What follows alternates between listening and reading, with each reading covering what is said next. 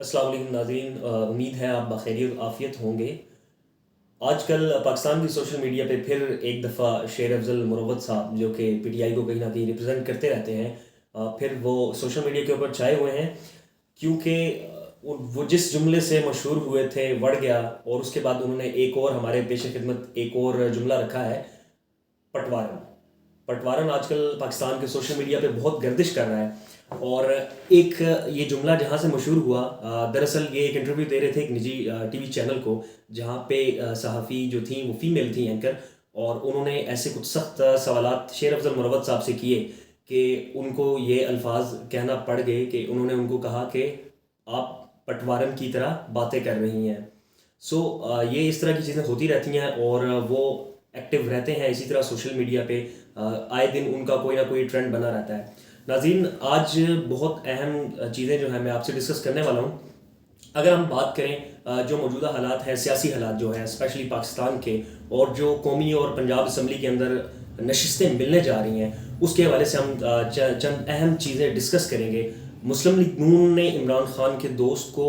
Speaker قومی assembly لانے کا فیصلہ کر لیا ہے۔ یعنی کہ یہ بات بڑی عجیب سی لگے گی آپ کو سننے میں، کہ جو عمران خان کے دوست ہیں وہ مسلم لیگ نون کے ان کی طرف سے قومی اسمبلی میں اسپیکر کے لیے یعنی کہ نامزد ہونے جا رہے ہیں۔ اور دوسری بات یہ ہے کہ قومی اسمبلی کا اجلاس بلانے کا معاملہ، اور صدر عارف الوی جو کہ ابھی موجودہ صدر مملکت ہیں، اسمبلی میں سائن کرنے میں تاخیر کر رہے ہیں، اور اس کی وجہ بھی ناظرین سامنے آ چکی ہے۔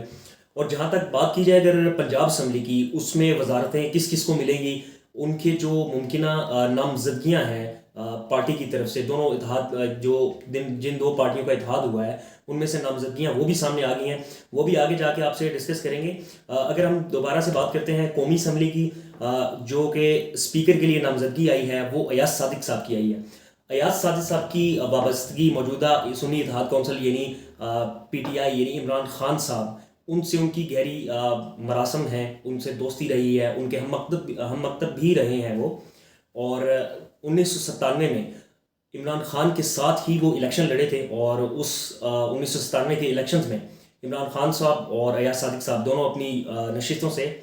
ہار چکے تھے۔ اس کے بعد کہیں 2002 میں جا کے ایاز صادق صاحب نے جناب والا نون لیگ میں شمولیت اختیار کی، اور عمران خان کے خلاف ہی الیکشن میں انہیں کامیابی حاصل ہوئی۔ جنگ کی رپورٹ کے مطابق اگر ہم بات کریں تو ایاز صادق صاحب کی جو نامزدگی ہے قومی اسمبلی کی اسپیکرشپ کے لیے، وہ میاں محمد نواز شریف صاحب کی جو ہے ریکمنڈیشن بتائی جا رہی ہے، اور جو 2002 کے الیکشن نون لیگ کی طرف سے ایاز صادق صاحب نے لڑے تھے، عمران خان صاحب کو شکست دی تھی، اس کو عمران خان صاحب نے پھر بعد میں جو ہے انتخابی ٹریبیونل کے ذریعے چیلنج بھی کیا تھا، لیکن پھر بھی جو ہے انہیں کامیابی حاصل ہوئی تھی ایاز صادق صاحب کو، اور وہ قومی اسمبلی کے اسپیکر جو ہے نامزد ہوئے تھے۔ ناظرین، جہاں تک بات کی جائے کہ قومی اسمبلی کا اجلاس ڈیلے ہوتا جا رہا ہے، اور اس کے مطابق ہمارا آئین کیا کہتا ہے، اور جو نگراں سیٹ اپ ہے ابھی جو موجودہ ہے جو گورنمنٹ چلا رہا ہے، اس کی کیا رائے ہے، اور ایسا کیوں کیا جا رہا ہے؟ کیا یہ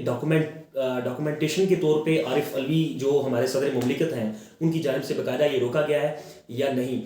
تو میں اس پہ بات کروں گا۔ بالکل ایسا نہیں ہے، یہ ان کا ابھی تک فی الحال زبانی موقف ہے جو ڈیلے ہو رہا ہے اس معاملے میں۔ بہرحال آرٹیکل 91 کی دفعہ 2 کے تحت اگر دیکھا جائے تو الیکشنز کے جو ہے 21 دن بعد آٹومیٹکلی جو ہے آپ کو اجلاس بلانا پڑتا ہے، کچھ بھی ہو۔ اور نگراں سیٹ اپ کا بھی یہی ہے کہ اگر آپ اس کی جو ہے آپ اسمبلی پہ دستخط نہیں کریں گے تو آٹومیٹکلی 29 تاریخ جو کہ بن رہی ہے فروری 2024 کی، اس کو جو ہے اجلاس بلانا پڑ جائے گا۔ باقی وزیر اگر ہم دیکھا جائے کہ وزارتیں جو کہ پنجاب اسمبلی میں کس کس کو بٹنی ہیں، تو اس حوالے سے سر فہرست جو ہے وہ نون لیگ ہے، جس میں 20 لوگوں کی نامزدگیاں آئی ہیں۔ اور بات کی جائے اگر پیپلز پارٹی کی تو، اور دوسری مزید پارٹیز کی، تو اس میں دو نامزدگیاں ہیں، جبکہ استحکام پاکستان جو پارٹی ہے اس کی ایک وزارت کے لیے نامزدگی ہمارے سامنے آئی ہے، اور جس میں چند نام نون لیگ کے آپ کے سامنے لے لیتا ہوں، جو کہ پہلے بھی ہمارے اس میں سے کچھ جو وزارتیں سنبھال چکے ہیں، جیسے کہ مریم اورنگزیب صاحبہ ہیں، سلمان رفیق صاحب، عمران نذیر صاحب، بلاول یاسین، رانا محمد اقبال صاحب، منشا اللہ بٹ اور عظمیٰ بخاری جو ہے وہ کابینہ میں شمولیت کا ان کو موقع دیا جا سکتا ہے، جن کے چانسز زیادہ ہیں۔ جی، پنجاب اسمبلی میں جو گزشتہ روز اجلاس ہوا ہے، کیونکہ شاید ابھی تک زیادہ لوگوں کو پتہ نہیں ہے، کہ وہاں پہ اسپیکر اور ڈپٹی اسپیکر جو ہیں پنجاب اسمبلی کے لیے وہ منتخب ہو چکے ہیں، جو کہ دونوں کیونکہ وزارتیں زیادہ تر نون لیگ کے پاس ہیں اور اسپیکرشپ بھی زیادہ نون لیگ کے پاس ہی ہے، تو ان میں سے بھی دو نون لیگ کے ہی جو ہیں ممبرس تھے، انہی کو اسپیکر اور ڈپٹی اسپیکر کے عہدے پر فائز کیا گیا ہے، جن میں سے ایک محمد احمد خان صاحب ہیں اور دوسرے ظہیر اقبال صاحب ہیں جو کہ ڈپٹی اسپیکر ہیں، اور محمد احمد خان صاحب جو کہ اسپیکر پنجاب اسمبلی کے لیے نون لیگ کی طرف سے منتخب کیے گئے ہیں۔ ناظرین، اگر بات کی جائے پاکستان کی معاشی صورتحال پہ کہ آگے کیا ہونے والا ہے اور اس میں آئی ایم ایف کا کیا کردار ہے، اور جو کہ آج کل ایک اور بانی پی ٹی آئی جو ہیں عمران خان صاحب، ان کی طرف سے ایک چیز سامنے آئی تھی کہ وہ کچھ آئی ایم ایف کو خط وغیرہ لکھ رہے ہیں، تو اس پہ آئی ایم ایف کے جو بڑے ہیں ان کا کیا رد عمل ہے، باقی جو لوگ ہیں باقی پارٹیز ہیں ان کا کیا رد عمل ہے۔ اگر اس کا پس منظر دیکھا جائے تو اس سے یہ لگتا ہے کہ جو ابھی تک جو نگران سیٹ اپ ہے اور جو کہ شہباز گورنمنٹ رہی ہے پچھلے 1.5 سال کی، اس میں آئی ایم ایف کی تمام تقریباً شرائط انہوں نے پوری کی ہیں، اور بانی P T I Imran Khan کے حوالے سے اور آئی ایم ایف کو لے کر اور موجودہ سیٹ اپ کو اگر دیکھا جائے، جو کہ نگران سیٹ اپ ہے پاکستان جو گورنمنٹ ابھی کرنٹلی رن کر رہا ہے، ایک نیوز جو ہے کافی دنوں سے گردش کر رہی ہے کہ خان صاحب جو ہے آئی ایم ایف کو ایک خط لکھنے والے ہیں، لیکن اگر ہم اس کے پس منظر میں جائیں تو ایسا معلوم ہوتا ہے کہ